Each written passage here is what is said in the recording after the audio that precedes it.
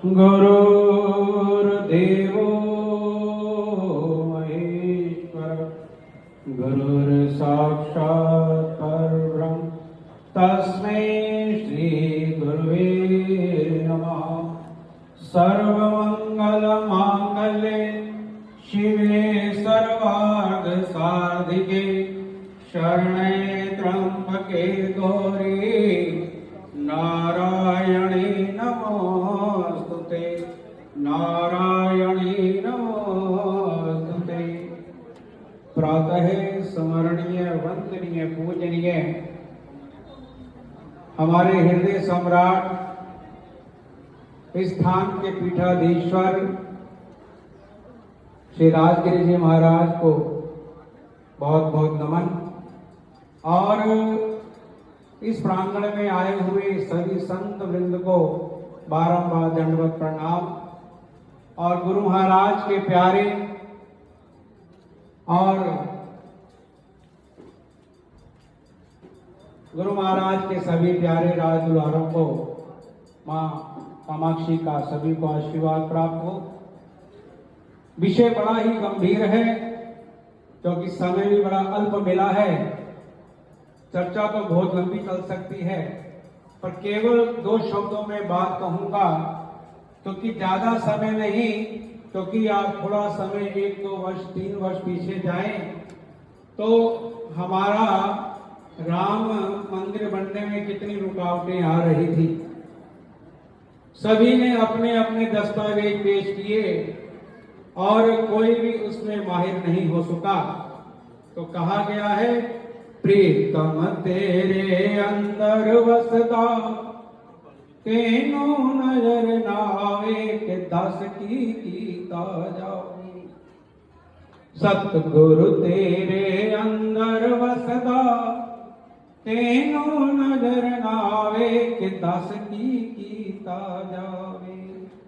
सूरदास जे अंधे तर गए सूरदास जे अंधे तर गए तेरे गए सुजाखे नो दस केड़ा राह दिखावे कि दस कीता जावे। इस संसार में कितनी शर्म की बात है, हम सबकी आंखें होते हुए भी हम सबसे बड़े मूर्ख हैं। और श्री राम भद्राचार्य जी महाराज जो स्वयं सूरदास होते हुए उस कचहरी में जाकर कहते हैं कि राम की स्थापना यहाँ हुई, राम का जन्म यहाँ हुआ।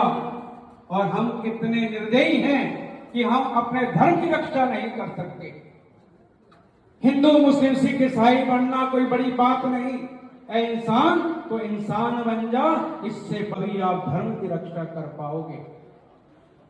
धर्म हमारी जेब में रहता है, किसी की कोख में नहीं, क्योंकि बदलना तो हमने अपने मन को अपने विचारों को होता है। किसी का बल नहीं कि हमें धर्म का परिवर्तन सिखा दे। क्या हमारे पास ज्ञान नहीं? क्या हमारे पास बुद्धि नहीं? क्या हमारे पास गुरुओं का आशीर्वाद नहीं? क्या हमारे पास शिव गुरुओं की क्या लंबी गाथाएं नहीं हैं कि हम क्यों भटकते हैं? क्योंकि हमें भटकाया जाता है। छोटा सा बच्चा जिसको स्वयं पता नहीं कि वो किस मजहब में पैदा हुआ, सिख में हुआ या हिंदू ब्राह्मण में हुआ। माँ भी जब बच्चे को पैदा कहती है करती है तो कहती है ये तेरा पिता है। पिता को नहीं पता होता कि ये मेरा पुत्र है, केवल माँ को पता होता है कि इसका पिता कौन है। सबसे बड़े धिक्कारी तो हम हैं कि हम सबको इनको शह देते हैं कि यह धर्म परिवर्तन के लिए आओ और हमें मारो। किसी और का कसूर नहीं है, कसूरवार स्वयं हम हैं। तो इसलिए पहले अपने आप की रक्षा करेंगे तो धर्म परिवर्तन हमारा नहीं हो सकता। किसी के मजाल नहीं कि हमारे घर में जाग सके। अभी कितना बड़ा संकट आया था, पाकिस्तान ने कितना हमारे हिंदुओं को चुन चुन के मारा है कि तुम कौन हो? हिंदू हो, मार दी गोली। तुम हिंदू हो, मार दी गोली। तो हमारे माननीय प्रधान जी ने जो इस विश्व गुरु को बनाने के लिए प्रयत्न कर रहे हैं, माननीय हमारे नरेंद्र मोदी जी, और पूरा संतों का आशीर्वाद है कि वो इस भारतवर्ष को एक राजगुरु के योग में प्रस्तुत करेंगे, धर्म राज्य हिंदू राज्य बनाएंगे।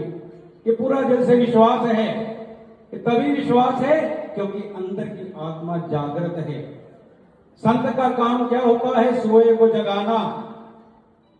इसलिए आंखें होते हुए भी आप सूरदास बने हुए हैं, और जो सूरदास हैं वो देखो कितना जाग के संसार की पालना कर रहे हैं।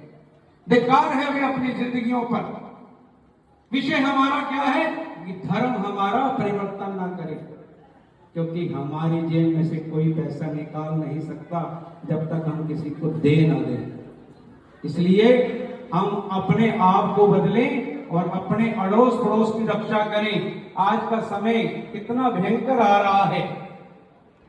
मैं कुछ समय पिछले साल पेरिस में था, तो वहां पर 25 दिसंबर को कहते हैं क्रिसमस मनाया जाता है, और बहुत गढ़ है, पर जितने भी लोग थे कोई चर्च नहीं गया, सब घर में बंद बैठे हैं, कोई शोर नहीं, शराबा नहीं, कुछ नहीं।